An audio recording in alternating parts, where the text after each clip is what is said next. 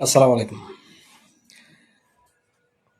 অনলাইনে বিশেষ করে সামাজিক যোগাযোগ মাধ্যমগুলোতে বর্তমান যে জেনারেশন তাদের একটা আহ্বান, শিক্ষিত সমাজ, আলেম সমাজ সবার একটাই আহ্বান, নেতৃত্ব নির্বাচন করার সময় অর্থাৎ আপনার ম্যান্ডেটটা দেওয়ার ভোটটা দেওয়ার সময় একজন সৎ ও যোগ্য শিক্ষিত ব্যক্তিকে দিন। এই কথাটা তাহলে এখানে সৎ, যোগ্য ও শিক্ষিত ব্যক্তি, তো সৎ শব্দটা বারবার কেন আসতেছে এই বিষয়টা নিয়ে একটু আলোচনা করার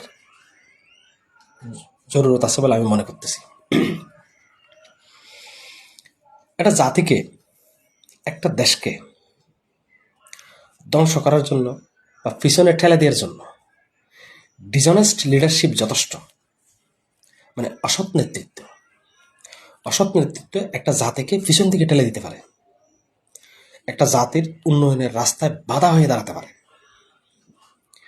এজন্যই নেতৃত্ব নির্বাচন করার সময়, নেতা নির্বাচন করার সময়, ভোটটা দেওয়ার সময়, আপনার ম্যান্ডেটটা দেওয়ার সময় সে সৎ কিনা, শিক্ষিত কিনা, আদর্শবান কিনা, তার বিগত জিন্দগিতে কোনো ধরনের কলঙ্ক আছে কিনা, সে কী ধরনের লাইফ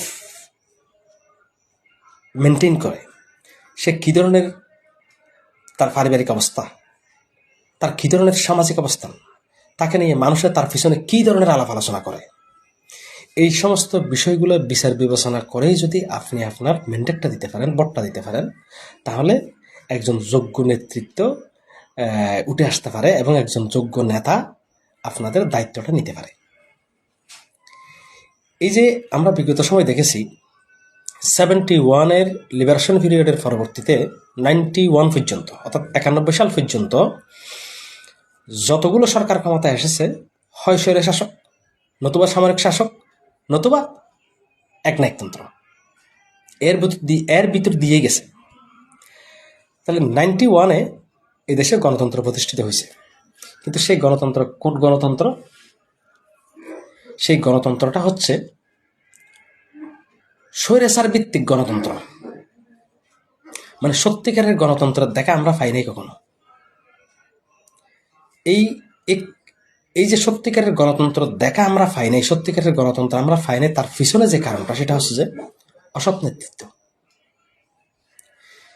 91-এর পর থেকে টিল নাও আজকে পর্যন্ত এই দেশে সত্যিকারের গণতন্ত্র প্রতিষ্ঠার চেষ্টা শুধু একজন ব্যক্তি করেছে, সে হচ্ছে আমাদের প্রিয় নেত্রী বেগম খালেদা জিয়া। তার বিশাল অবদান আছে এই দেশের বর্তমান মোটামুটি ন্যূনতম একটা ভালো পরিস্থিতি উনি সৃষ্টি করার চেষ্টা করেছেন।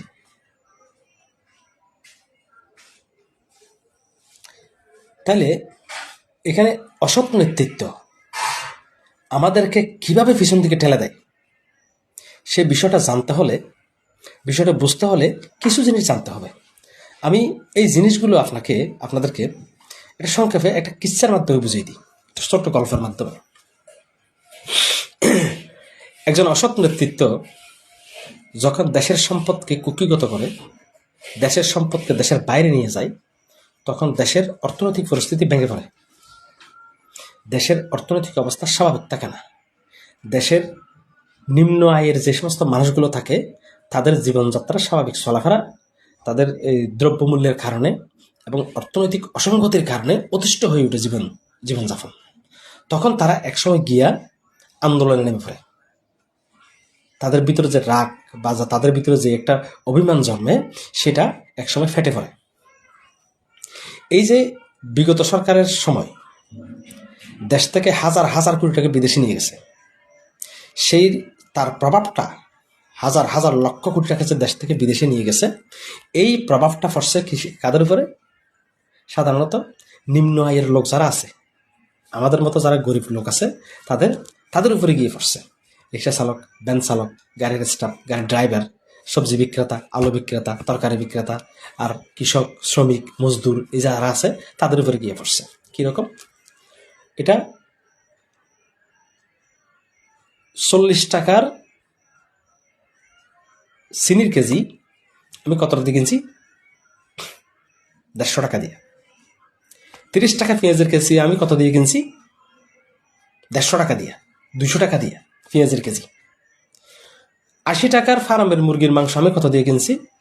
150 টাকা, 160 টাকা, 180 টাকা, 200 টাকা, 220 টাকা। টিল নাও, এখন পর্যন্ত টিল নাও এটাই চলতেছে। এখন কিছুটা কমে আসছে, কিন্তু এখনো এটাই চলতেছে। তাহলে এটা কেন দাঁড়ালো? এটা দাঁড়ালো এই কারণে যে দেশ থেকে যারা আমরা বিশ্বাস করে যাদেরকে ম্যান্ডেট দিয়ে সংসদে পাঠিয়েছি, তারা এই দেশ থেকে কোটি কোটি টাকা বিদেশে পাচার করেছে, দেশ থেকে টাকা নিয়ে গেছে। এই কারণে সেটা দায়ভার আমাদেরকে বহন করতে হয়েছে। 1 কেজি 40 টাকার চিনির পিছনে আমি দিছি 150 টাকা। একজন গরিব মানুষ সারাদিন রিক্সা চালিয়ে, ভ্যান চালিয়ে সে দিছে 150 টাকা। তার মানে 40 টাকা, 150 টাকার মাঝখানে ডিফারেন্স 110 টাকা। অসৎ নেতৃত্বের কারণে তাকে 110 টাকা প্রতি কেজি চিনির উপরে ফার্মহর থেকে দিতে হয়েছে, গচ্ছা দিতে হয়েছে, তাকে জরিমানা দিতে হয়েছে, জরিমানা। এটা কেন? অসৎ নেতৃত্বের কারণে। এখন যদি আমরা সেই ভুলটা যদি আবারও করি, তাহলে আমাদেরকে আবারও ওই পরিস্থিতিতে পড়তে হবে, ওই পরিস্থিতির মুখোমুখি হতে হবে আমাদেরকে। তাই ভোটটা দেওয়ার সময় সৎ, যোগ্য, একজন আদর্শবান নেতৃত্বের হাতে আপনারা ম্যান্ডেটটা তুলে দিবেন, আপনাদের ভোটটা দিবেন এবং তাকে এলাকার দায়িত্বটা তুলে দিবেন তার হাতে, যাতে সে আপনার কথা বলে, আপনাদের কথা বলে। ভুল করা যাবে না কোনো অবস্থাতেই। আসসালামু আলাইকুম।